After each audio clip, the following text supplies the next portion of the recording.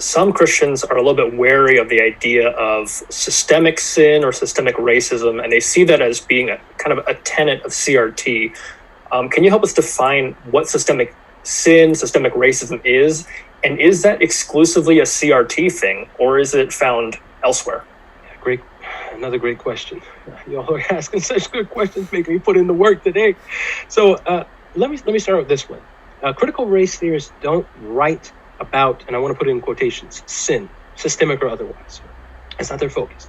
They're going to write about forms of injustice and evil tied to oppression, subordination, discrimination, exploitation, etc. Now, that's the first thing to note. Second thing to note is those very evils and injustices I've described are what Christians historically have argued are forms of sin.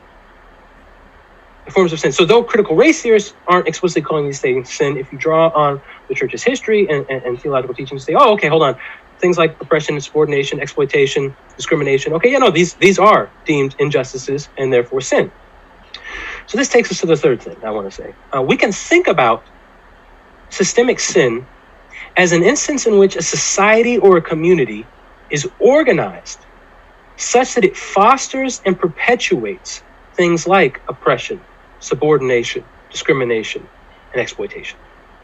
So, for example, consider in Leviticus 24:22, God commands Israel to make sure that the same laws that they have are applied to the foreigners. So the same law for the foreigner as for the native born.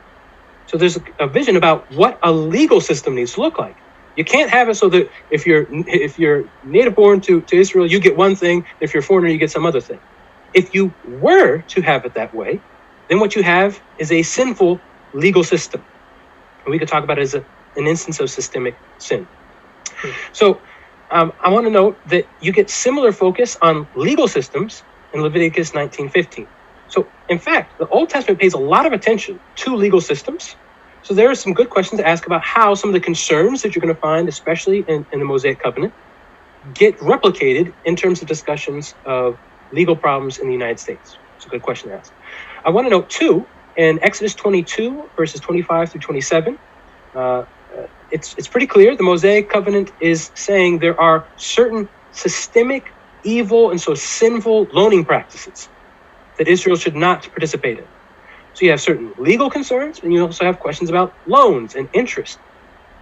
And another example, you can see this in James 5, 4, and so chapter 5, verse 4, and Deuteronomy 24, 14 through 15, there's an emphasis on how system and practices of low or delayed wages, that's sinful.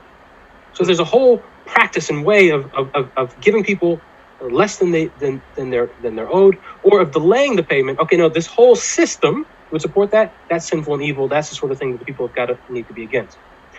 So I want to say this. Given what I've highlighted, we can say, okay, yeah, no, it's not the case that concerns about systemic sins are distinctive or unique to critical race theory. Nope, I think we see good reasons to say there are those kinds of concerns about systemic evils all the way back in the Mosaic Covenant.